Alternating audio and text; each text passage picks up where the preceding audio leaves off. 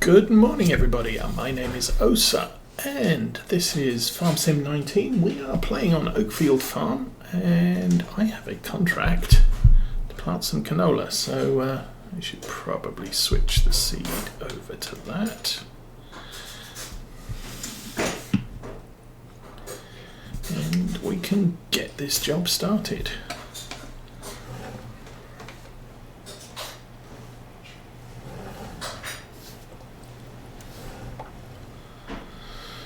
So yeah, we're pretty much, what is it, late summer.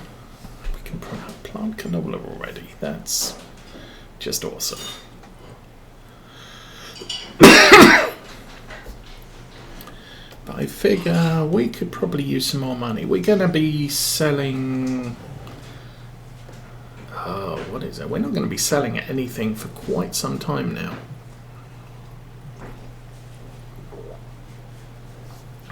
We're going to be planting our two fields we just harvested the oilseed and cereals from with oilseed radish.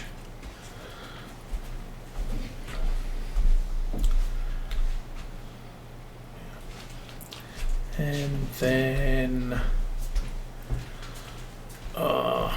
sometime during fall we should be able to start harvesting our sugar beets and sunflowers.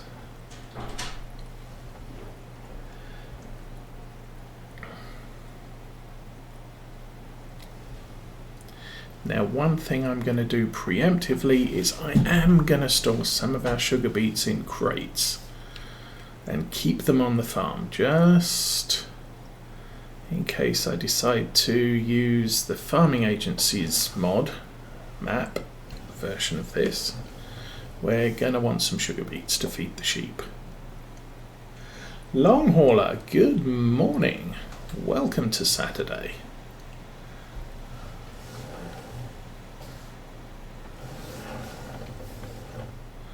I also noticed that sheep need hay with the enhanced stuff, enhanced feeding, so I'm going to have to figure out, not hay, straw. I sold all mine. So I'm going to need to figure out where to get some straw from too. And what have you found interesting?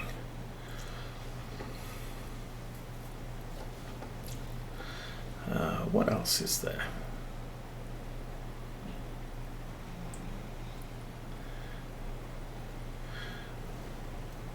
I also watched, what was it? Virtual Farmer's done a pre-release video detailing the potato harvest stuff.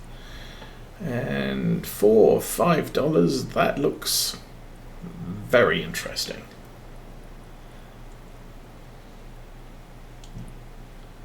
They have, oh, that's interesting. Yeah, I still have FS19 installed. I just haven't. I haven't looked in there for quite some time though.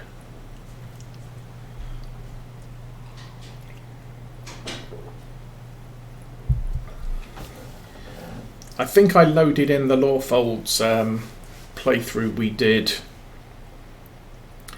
just to compare it to the FS19 version. Now, a review of that map in FS17, a lot of the trees along roads and farm lanes and stuff like that were actually fake. They just images of trees stood there, but you could drive through them. And all of those images of trees are gone. The only ones left are the real ones. New 19 mods are in FS17. That's really interesting. Do they work in 17? I assume there should be something along the lines of them working.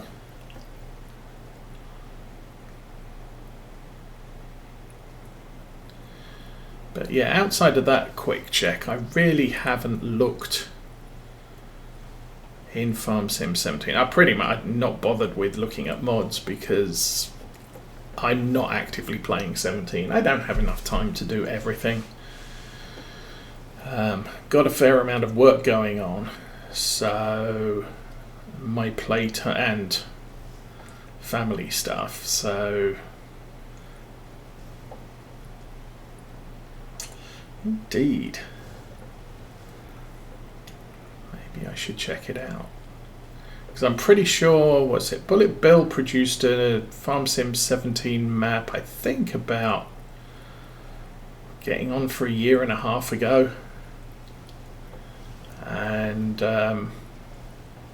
that never made it onto the mod hub. And I pretty much assumed that Farm Sim 17 mod hub was done with. Yeah, nobody's...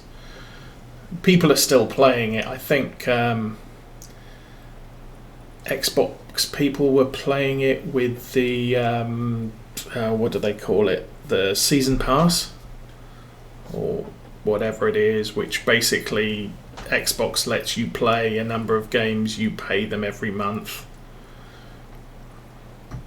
But Farm Sim 17 just came off that, and so I know a couple, but I did see one comment recently of Farm Sim 17's not available on the Xbox Season Pass, so I guess I'll be playing Farm Sim 19 from now onwards. But outside of that, I'm not aware of many people running Farm Sim 17 gameplay. Patchwork, good morning. Welcome to Saturday. Where I'm sitting, it is a nice sunny cloudless day outside. We're expecting snow tomorrow. There is snow on the grass, but the roads are clear. Our front garden path is clear, but there's a wooden ramp up to the level. Previous owner, husband was wheelchair bound, and so they had a ramp put in from the driveway up to the footpath. That's made of wood, and it is all covered in ice. So outside of that, the rest of it is pretty clear. I think parts of the driveway are still covered in ice, but that's there's a bunch of conifers overshadowing to the south side of our land, and so that keeps most of the driveway in shade for most of the year, which is kind of nice. You can park a car on the driveway during the summer because they're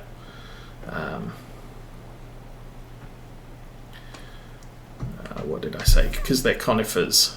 They don't have a lot of overhang, so you're not going to get birds sitting in the trees and leaving presents all over your car. But it does mean that from that angle, the sun's not beating down on it, which can be a problem for black vehicles. They do absorb the heat quite nicely.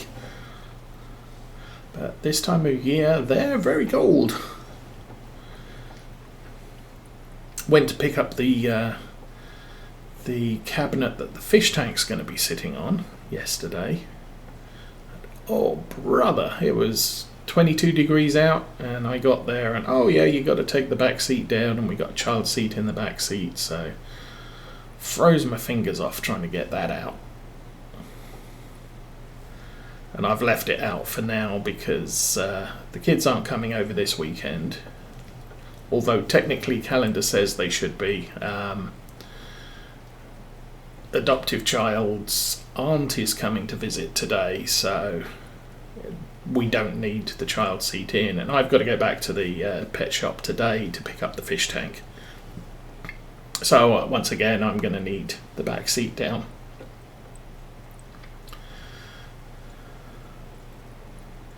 So I'll do that, and then I'll put the back seat up and reinstall the child seat and everything else. And I'm leaving gaps, but this isn't my field, so I'm not too worried. I'll get credit for the entire field anyway.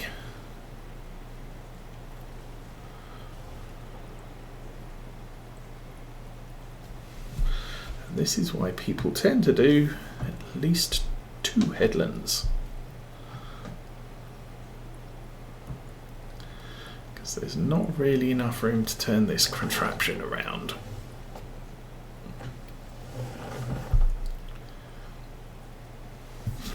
It kind of is, but it's not straight by the time I get back into the field.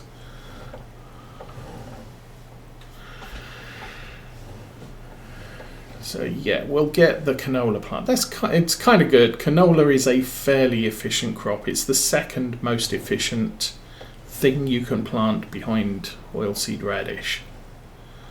So since the rest of the planting this year is going to be OSR,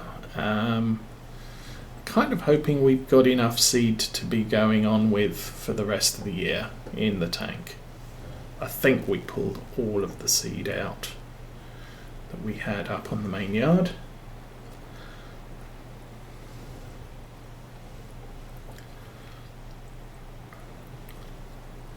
But we've got this lot left. What have we got? We've got to harvest the sugar beets, we've got to harvest the sunflowers.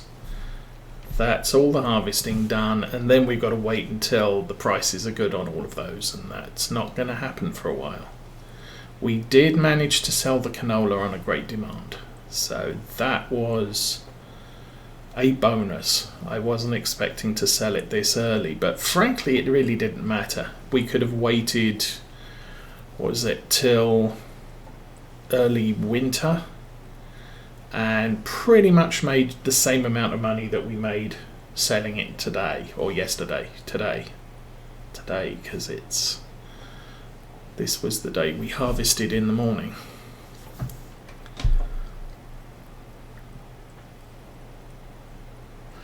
White Hawk, good morning, welcome to Saturday at Oakfield Farm.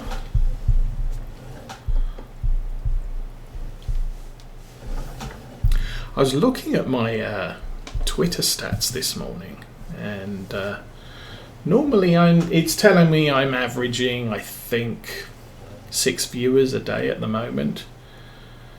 But I was looking back through the catalogue of videos, and I've got videos out there with 174 views.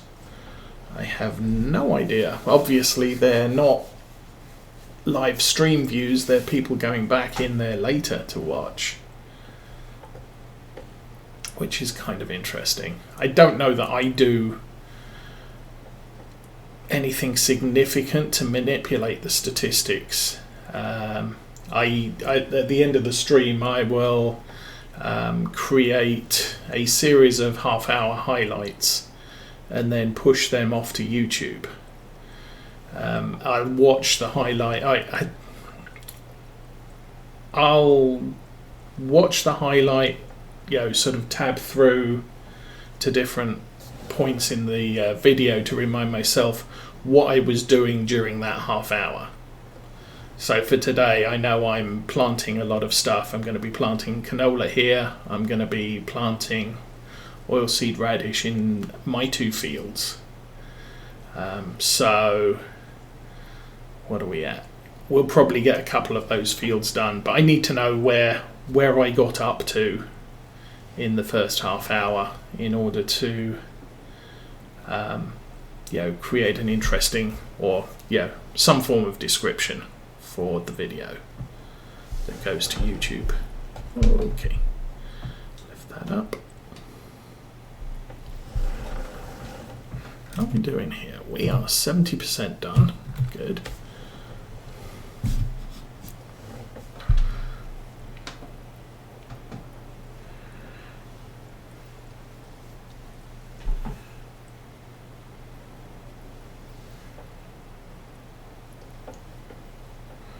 Right. I think with this size of equipment, this is a 12-meter seeder. It's got a very good,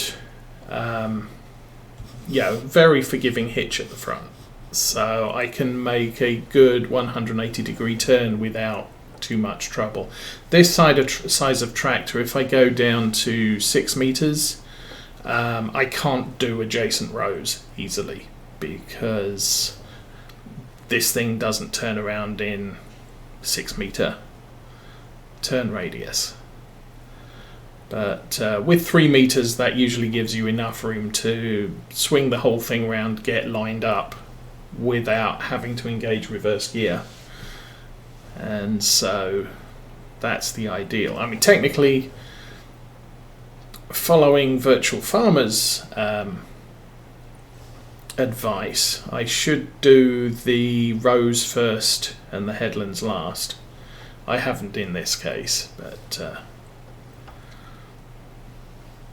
and from observation of various fields here in these states, it would appear that farmers do much the same thing, because you'll look at it, you've got these perfectly straight rows, which this isn't, all across the field, and then you've got this uninterrupted headland around the outside where they've obviously planted the rows and then come back and work the headland at the end, because you kind of don't want to be driving all over the seed you just planted, because that's a bad thing. Anyway, how are we getting on? We are relatively okay, but as I was saying, yeah, we got more money than I expected to have at this point. However, I don't see any need to spend any of it right now.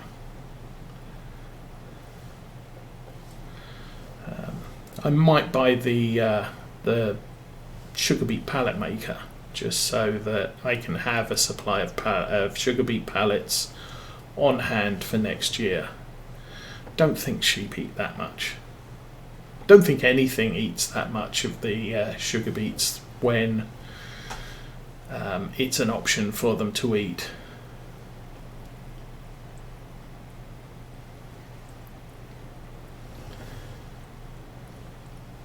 But I think with the farming agency maps, you can, maybe it's Maize Plus, you can buy pallets of carrots, if I'm not mistaken. So we can always feed them carrots if we run out of beets. But after our last grass baling escapade, I am firmly decided that this farm is going to be producing bales of silage only. We're going to sell the bales of silage to the BGA, which makes us digestate, which we can fertilise with, so bonus. And the BGA pays more for a bale of silage than the shop charges me for bales of hay. So that means I can buy in hay and sell silage. So I'm still making the same number of bales, but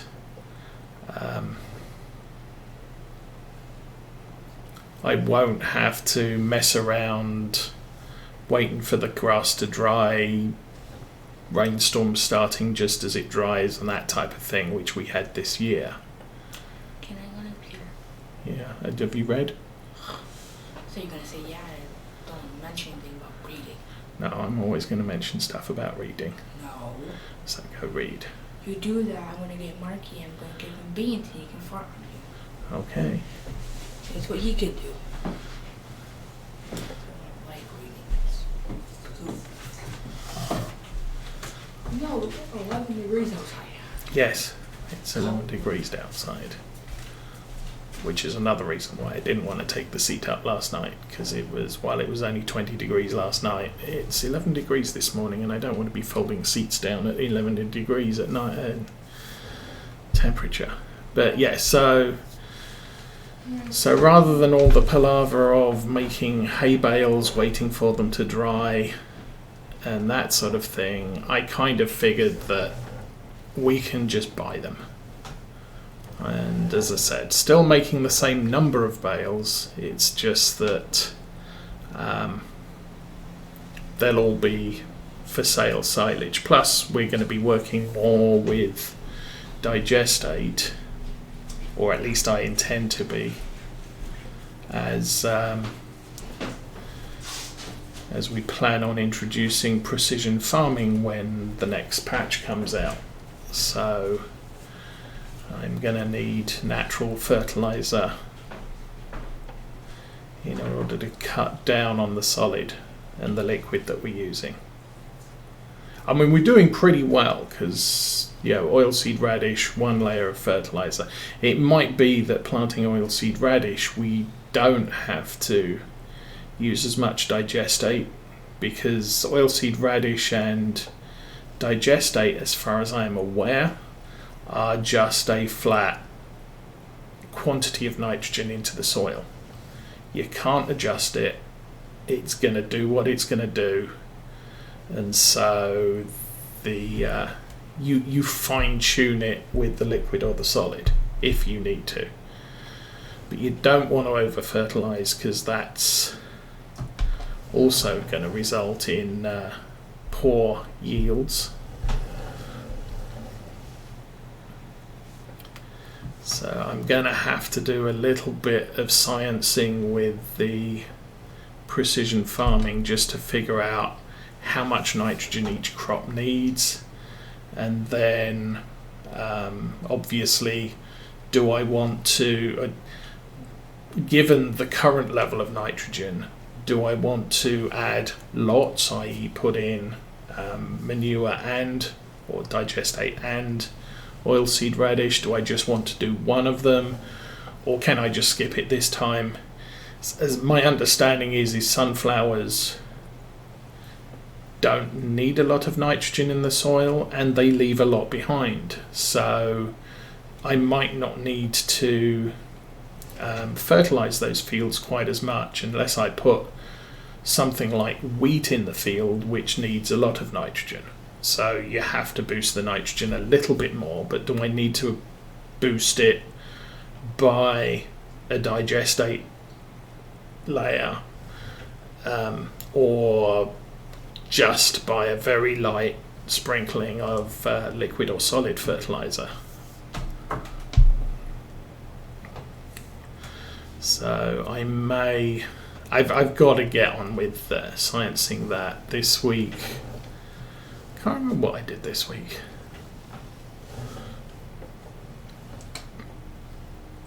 I'm still working up some of the World of Warships missions. I have to complete one more to get the free Tier 5 cruiser for the Christmas promotion.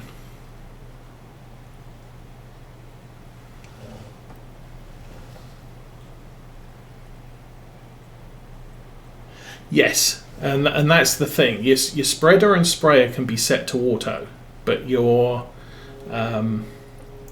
manure and slurry applicators can't be. So you're just, at least that's been my observation. I haven't played with it in any serious manner yet. But if you can't adjust those, then it's a case of doing the math. Sunflowers needs 120 units of nitrogen. I have 100 on the field. Therefore, if I put manure down, that's going to add 60, and that's too much. So I'm going to have to limit myself either to 100 units or get the solid or liquid applicator out and just run over with on auto setting. So that much I understand. If a crop needs 300 units of nitrogen and I've only got 100, then putting some manure out there might add 80, and save on the expensive fertilizer. There we go, we're finished. So that's kind of what I want to science, is to figure out what's needed, what's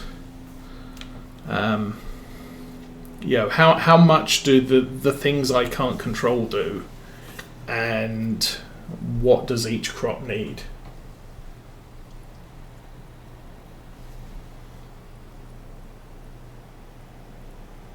Huh. So they're not a constant, they're a percentage. That's interesting. Okay. Let's get paid. Yay, paid. Oh, somebody on 17 wants barley. 27. It's a bit bigger. I didn't notice these last time. 17 and 27. We are all the way up here. 17. Oh, that's our old friend, the field over there that we do occasionally. 27 is past Oak Glen up to the top. I don't know. I've got to do these two with oilseed radish. I'm going to do our fields next, I think. Those two paid 10,000. We're up to 446 already. I think we've got more than enough sunflowers and sugar beets to make quite a big pile of money.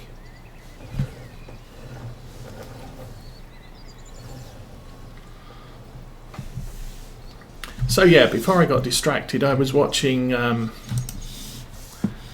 Virtual Farmer's overview of the Grimmer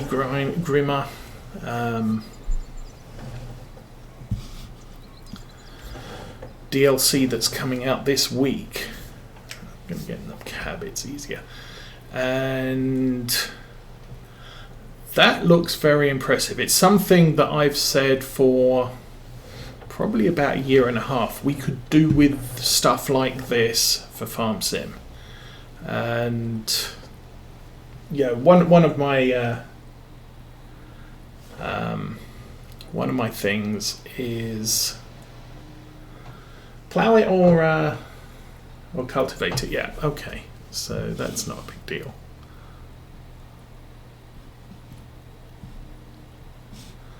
I can't see round the corner, so I'm going.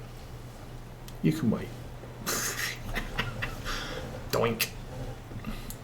Yeah, so I was watching his intro. Now, I do take time out during my off time to watch the occasional farming video. You know, people harvesting, people planting, people doing stuff, and many of them aren't sort of, what would it be, YouTube celebrities like Millennial Farmer or Ollie or I just drove straight past that, didn't I? That's my turn. But they're just people who do farming. They release farming videos, and it's just tractors driving in fields, what have you, drone footage, in-cab footage, that type of thing. Sometimes stationary at the field side. But and actually they're the sorts of videos that